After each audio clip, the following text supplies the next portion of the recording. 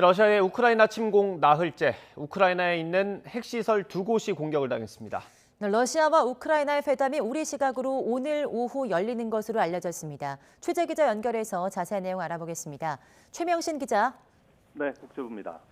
일단 우크라이나 핵시설이 공격을 받았다고요? 네, 우크라이나 당국은 자국 내 핵시설 2곳이 러시아의 공격으로 피해를 봤다고 국제원자력기구 IAEA에 보고했습니다. 공격을 받은 곳은 수도 키예프와 제2도시 하리코프에 위치한 핵 폐기물 저장소입니다. IAEA는 피해 규모를 조사하고 있는데 다행히 건물 파손이나 방사선 누출은 보고되지 않았습니다. 우크라이나엔 현재 4개의 원자력 발전소가 가동 중이어서 우려가 커지고 있습니다. 네, 침공 나흘째인데요. 현재 전황은 어떻습니까? 네, 연일 급박한 상황이 펼쳐지고 있습니다. 러시아 국경에서 20km 정도 떨어진 제2도시 하리코프에선 치열한 시가전이 벌어졌습니다. 러시아군은 우크라이나 침공 직후 하리코프 근처까지 접근한 뒤 도시 안쪽으로 진입하지는 않았었는데요. 돌연 전방이 공격을 감행했습니다. 이후 정확한 피해 규모와 교전 상황은 전해지지 않았습니다. 하지만 우크라이나 측은 성명을 통해 적들을 물리쳤으며 하리코프에 대한 통제권을 완전히 갖고 있다고 밝혔습니다. 그러면서 시가지를 지나는 러시아 군용 차량과 불에 타는 탱크 등이 담긴 동영상을 공개했습니다. 하리코프에서는 우크라이나 정규군을 비롯해서 민병대의 전투 참여가 늘고 있는 것으로 전해졌습니다. 네, 우크라이나의 저항이 여전히 강한 모양입니다. 네, 속전속결로 이번 전쟁을 끝나리 했던 러시아지만 예상보다 거센 우크라이나의 저항에 고전을 겪고 있다는 분석이 나오고 있습니다. 러시아는 압도적인 공군력을 앞세워 초반부터 제공권 장을 노렸었는데요.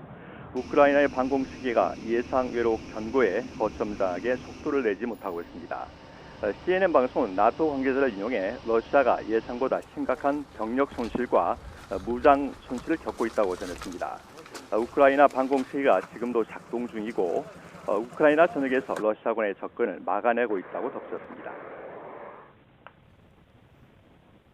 네, 러시아가 보급 문제에 약점이 있다는 분석도 나오고 있다고요. 네, 우크라이나 정부군은 러시아군의 보급선을 노려 제때 군수 품목이 전장에 전달되지 못하게 하는 전술을 구사하고 있습니다. 대규모 병력을 한꺼번에 투입한 러시아로서는 장기전이 될 경우 보급선이 최대 약점으로 꼽힙니다. 미 정부 관계자는 러시아가 속전속결을 기대해 장기 보급 전략을 경시했을 가능성이 크다고 분석했습니다.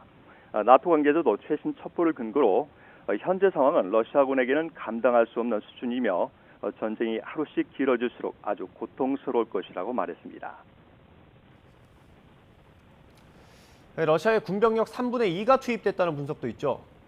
네, 미군은 러시아가 우크라이나를 침공하기 전 국경지대에 최소 15만 명의 전력을 배치한 것으로 분석했었는데요.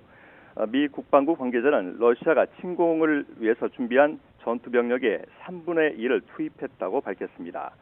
이 관계자는 또 지금까지 러시아군이 우크라이나에 320발 이상의 단거리 탄도미사일을 발사했다고 분석했습니다.